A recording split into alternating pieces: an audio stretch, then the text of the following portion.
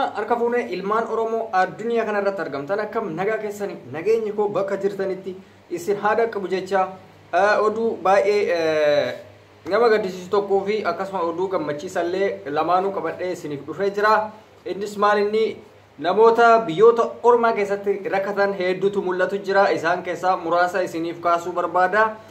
Biyyoota akka Beirut, Saudi Arabiyaa fi biyya kanallee yookaan Egypt Kaayirootti rakkoo hamaatu deemamaa jira. Rakkoo hamaa kana mootu furuudhaaf nama biraa osoo hin taane nama biraa osoo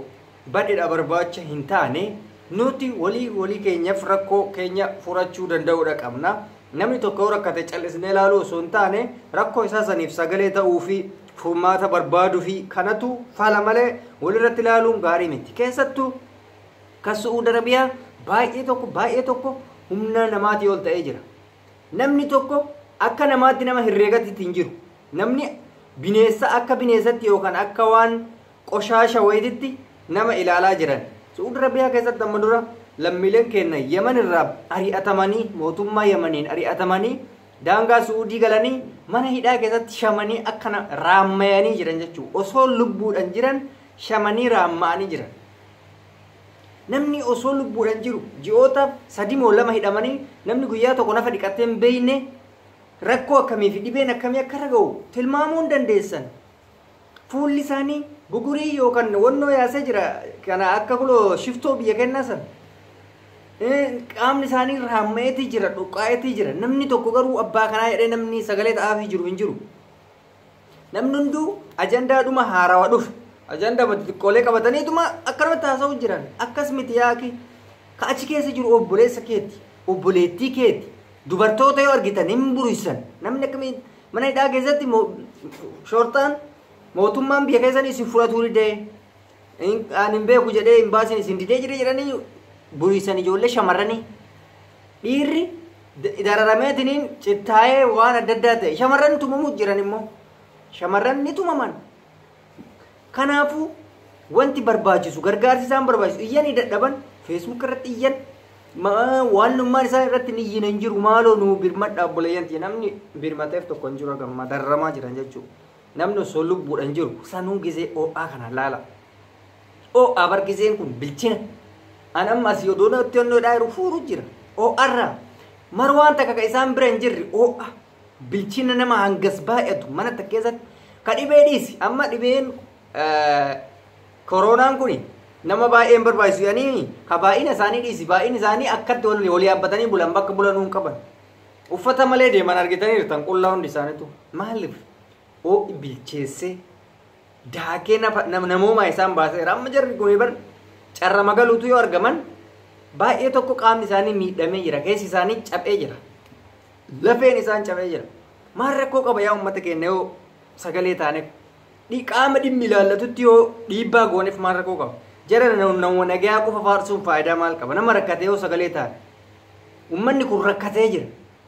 jiraatetiin jireenya gahaa keessa hin jiru yookaan immootu badii qabdedhanii murtii wayiitiin mana murtii keessanii mana hidhaa nagaa takka keessa hin jiru abbaa hin qaban jechuu isaan abbaa hin qaban mootummaan biyya sanii wanjalanyaa godhe hidhe ka biyya kennaa ani hin taqabbalu jedhe duuba carraan isaanii maaliin akkasi gubatu ta'uu qaba. Kanaaf yaa obboleeyyantiya maaloo hundi keessanuu wal tuffachuu fi homaa sagaleen kun faayidaan qabachuu dhiisatanii dhiibbaa godhaa fi iyyaa fi imbaasiiwwan adda addaatti namni qaama nageenya mootummaa tokko beektanillee qaama isaan ilaallatu biraan gaafii yaa lammiin kun namni akkanatti nafu guyyaa tokkoon jijjiirama. Uummanni akkatti bilchaate kun sheenaa nuti ta'an yaaki. Shamara keessattuu shamarran gisee akkasitti ani dhiiga sana argu Facebookin YouTube kun nama adabaa akkan isin argisiifneef namoonni dandeessan social media kan Facebook irra ilaaluu hin dandeessan wantoota akka dhiigaa maxxansuu nan eeyyamu darara akkasiisan hedduu tokko nama gaddisiisa dubartii hin booyan akka sa'a 24 nyaanni gahaan takka achi keessa hin jirtu gisee takka ruuza wannoon jala tuulanii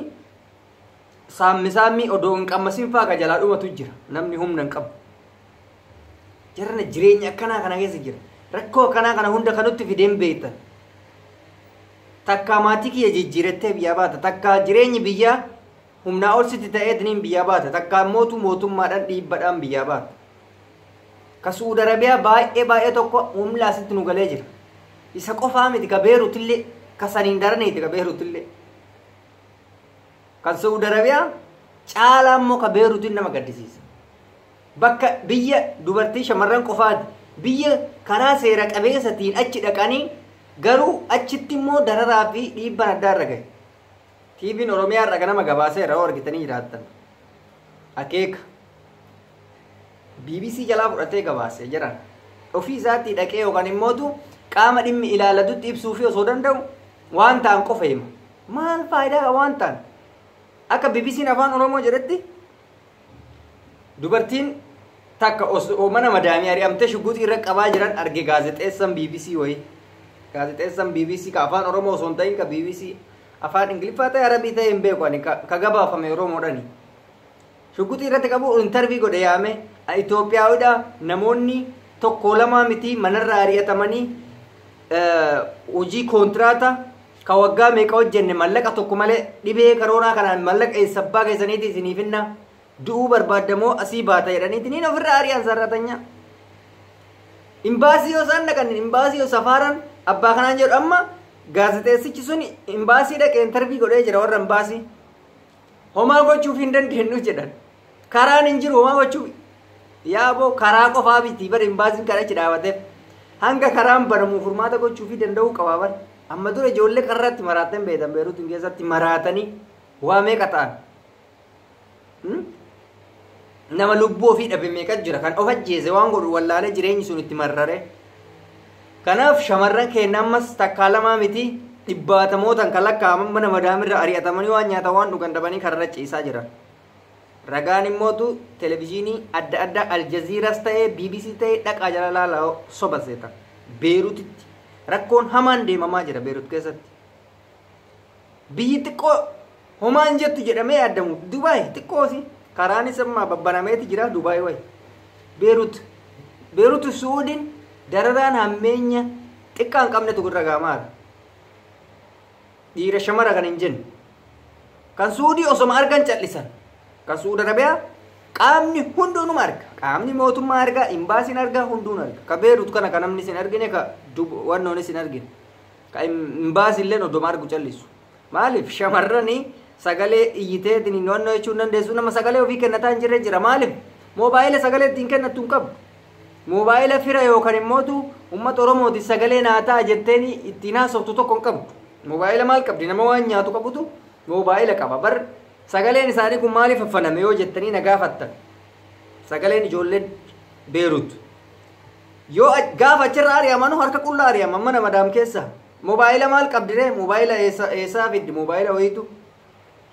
tasatti namni odoo isiin karra ciistu argee faa waraabee akkasitti sagaleen ta'amaafii jira malee wanni tokko wanni ta'amaafii jiru hin jiru